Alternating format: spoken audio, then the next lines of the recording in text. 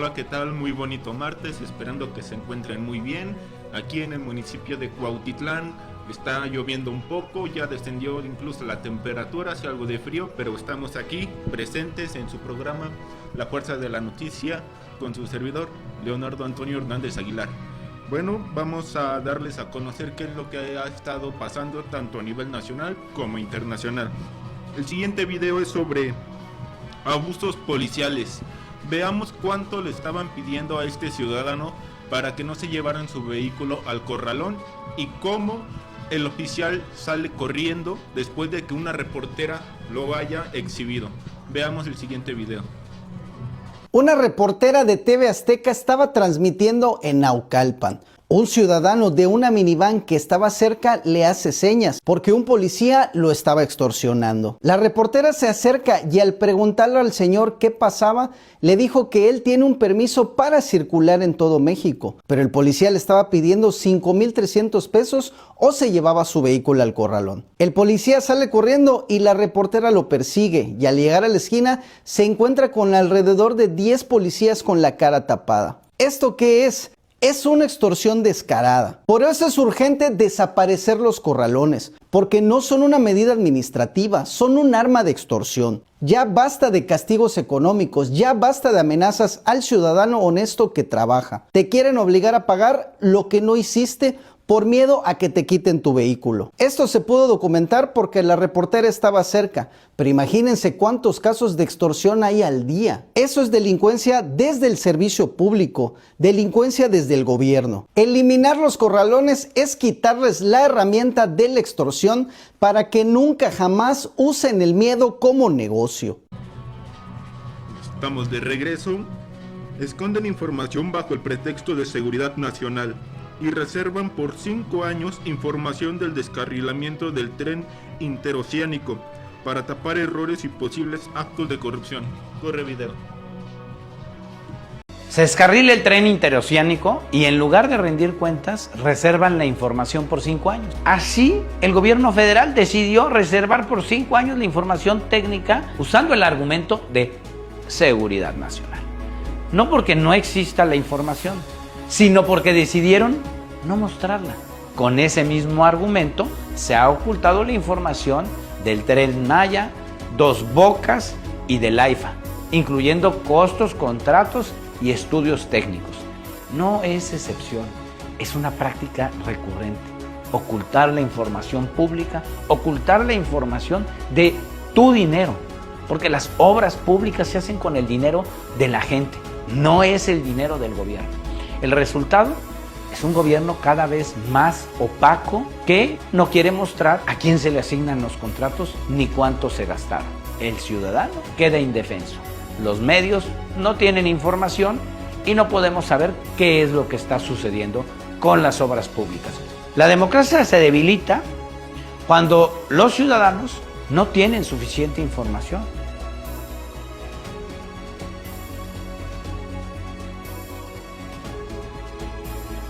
Ya regresamos. Mientras el expresidente pide apoyo para Cuba, críticos cuestionan el contraste de los problemas internos en México. El debate no es la solidaridad internacional, sino las prioridades.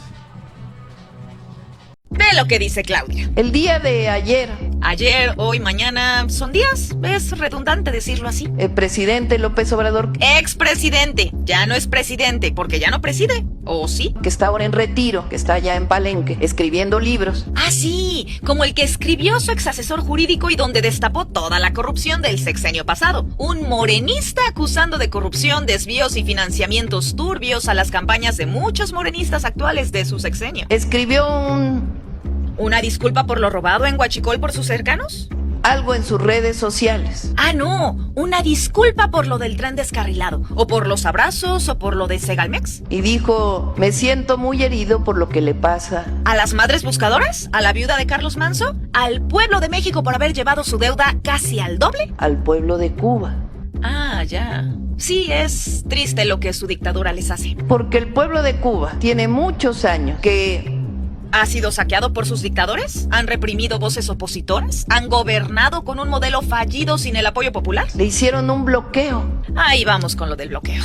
Pero Cuba comercia con España, China, Canadá y otros. Es más, hasta compra alimentos a Estados Unidos. Curioso bloqueo. No le permiten que lleguen productos. Claro, como los buques de productos que mandamos que nadie interceptó, o los productos que reciben de Europa, un socio comercial estratégico para la isla. Recientemente hicieron otro bloqueo para que no llegara petróleo. Eso sí es cierto. Y están sufriendo los hermanos cubanos. Eso también es muy cierto y lamentable. Nosotros decidimos que aun cuando era difícil enviar petróleo, íbamos a seguir enviando ayuda. Por esa base que tenemos las mexicanas y los mexicanos. Esa fraternidad, ese apoyo. La solidaridad de la que se habla se ha visto siempre en los sismos y huracanes, que son emergencias temporales. Ayudar en un desastre natural no es lo mismo que ayudar en un desastre político. Enviar gasolina y alimentos de forma permanente a Cuba son cosas distintas que confunden. Hay quien dice, yo no estoy de acuerdo con el gobierno de Cuba. Está bien, pero eso no tiene por qué hacer que el pueblo sufra. No, presidenta, no es un gobierno, es una dictadura con todas sus letras, como la que quieren instalar acá. Decir no apoyo la dictadura, pero ayudemos al pueblo es falso, porque en Cuba el Estado controla todo y cuando esta ayuda pasa por el gobierno, también lo sostienes. Además, vamos a fingir que no vimos los reportajes de que la ayuda que enviamos la pusieron a la venta en dólares en tiendas vinculadas a sus líderes. Por eso, él llamó ayer a la solidaridad del pueblo de México para apoyar al pueblo de Cuba a depositar en una cuenta especial. Curioso que el expresidente decida salir a dar la cara por Cuba, pero ¿y los problemas del país que dice amar? Los damnificados en México, silencio. Los desaparecidos y madres buscadoras, silencio. El desabasto de medicinas y niños con cáncer, silencio. Lo de la inseguridad, lo de los violentadores de mujeres en Morena, silencio. Las sequías y los problemas en el campo, silencio. México se cae a pedazos y su prioridad es defender a un régimen dictatorial. Para México, silencio. Para Cuba, colecta. Pero dijo eso y hagan de cuenta que la oposición, los adversarios, bueno, se volvieron locos. ¿Por qué será, presidenta? Dijeron, ¿cómo es posible que haya salido a hablar? Pues ¿cómo no va a salir a hablar de un pueblo hermano? ¿Saben de qué habla eso? De la grandeza del corazón. O sea, ignorar los problemas de los mexicanos y darle apoyo a las dictaduras, ¿te hace buena persona en automático? ¿Y hay gente que cae en esta manipulación? Y se basa en la grandeza del corazón de las mexicanas y de los mexicanos. Vamos a seguir apoyando al pueblo de Cuba, desde el gobierno, y quien quiera apoyar, que apoye. Lo dije cuando fueron las lluvias hace poco, el año pasado. Ah, sí, en las que Poza Rica se inundó. La gobernadora minimizó y luego salió que no habían pagado el seguro a tiempo para darle el negocio a un cercano y que ignoraron las alertas de desbordamiento y en los que hizo la clauseñal de cállense todos. Fueron más de 100,000 familias dañadas. Dañada estará usted. Las familias fueron afectadas por la pésima gestión, la nula prevención y porque decidieron no avisar lo que vendría, que mismo Protección Civil ya había reportado. Y ahí fuimos, estuvimos, ayudamos, apoyamos a todas las familias y seguimos apoyando ahora con la reconstrucción de caminos. ¿Pero por qué decirlo como si fuera un favor heroico y no su obligación? No, pues gracias, ¿eh? ¿Por qué no mejor nos platica de lo que se hace para evitar que esto vuelva a ocurrir? De eso sí, ni una palabra. Y ese es el problema de fondo. Mucho discurso moral, pero cuando toca responder por lo que pasa en el país, silencio. Silencio ante los damnificados, ante los desaparecidos, ante el sistema de salud colapsado, ante la inseguridad que no cede. Silencio también para explicar decisiones, negligencias y responsabilidades. Ah, pero cuando se trata de defender a Cuba, entonces sí aparece la épica revolucionaria. Solidaridad selectiva, empatía selectiva, indignación selectiva. Prioridades muy claras. Para los problemas de México, silencio. Para el régimen cubano, defensa. Y luego se preguntan por qué cada vez más gente ya no se traga el cuento. Te leemos en los comentarios. Estamos de regreso. La reforma de pensiones es necesaria, pero tiene obstáculos. Para cumplir con su objetivo, corregir un abuso no se logra cometiendo otros. Corre video. Imagínense que su patrón les dice, al momento de firmar su contrato, que al jubilarse van a recibir cierta cantidad como pensión. 20, 30 años después, cuando ya se jubilaron, cuando ya están cobrando, ese mismo patrón llega y les dice que les va a pagar menos. Eso no implica una corrección, eso en realidad es un incumplimiento. Eso es exactamente lo que esta reforma hace con las personas que hoy ya están jubiladas y que ya están cobrando su pensión. El segundo problema es la excepción a las Fuerzas Armadas, porque esta reforma aplica para los trabajadores paraestatales de la administración y no para los militares. Insisto, con todo el respeto que merecen nuestras Fuerzas Armadas, uniformadas por su labor, ¿por qué los derechos de su seguridad social sí están protegidos y no los de los demás? El tercer problema es el tope que se fija en esta reforma atado al salario de la Presidenta de la República, que es un número que cambia año con el presupuesto y que además incluye beneficios en especie, como casa, comida, transporte, seguridad, y que nadie exactamente sabe cuánto valen. El cuarto problema es la pregunta que esta iniciativa no responde. ¿A dónde va el dinero que se ahorra? Porque esta reforma va a generar un ahorro real para el erario, pero no establece ningún mecanismo que garantice que esos recursos se usen para mejorar las pensiones de los miles de trabajadores mexicanos. Movimiento Ciudadano vota a favor de esta iniciativa porque poner orden en las pensiones desproporcionadas es justo, es urgente, pero lo hacemos dejando constancia de que esta reforma es un primer paso y no una solución completa. Ya estamos de regreso con el siguiente video. Terminamos el programa del día de hoy agradeciéndole que como siempre me dediquen un poco de su tiempo. Muchas gracias.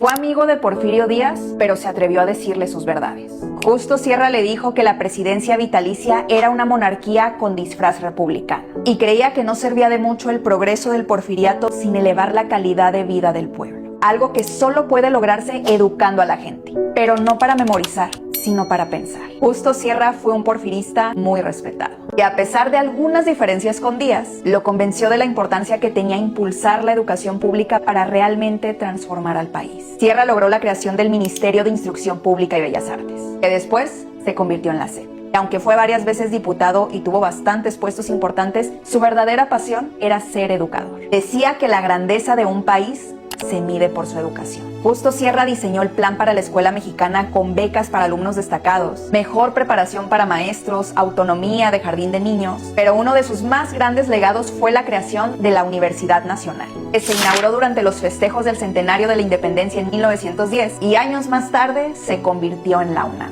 También consideraba que los jóvenes con talento artístico debían recibir apoyo del gobierno, y él apoyó a varios como Diego Rivera para estudiar en el extranjero. Insistía en que la educación genera mejores condiciones de justicia, porque educar bien evita castigar después. Inevitablemente, el porfiriato llegó a su fin y él renunció. Sin embargo, fue quizá el porfirista que la revolución más respetó y reconoció. Francisco I. Madero lo nombró embajador en España, y fue allá, lejos de su país, que este hombre que soñaba con una educación nacional, integral, laica y gratuita, falleció. Pero su legado sigue vivo en cada nivel del sistema educativo que él ayudó a construir. Por eso y mucho más, Justo Sierra descansa con el honor que merece en la rotonda de las personas ilustres.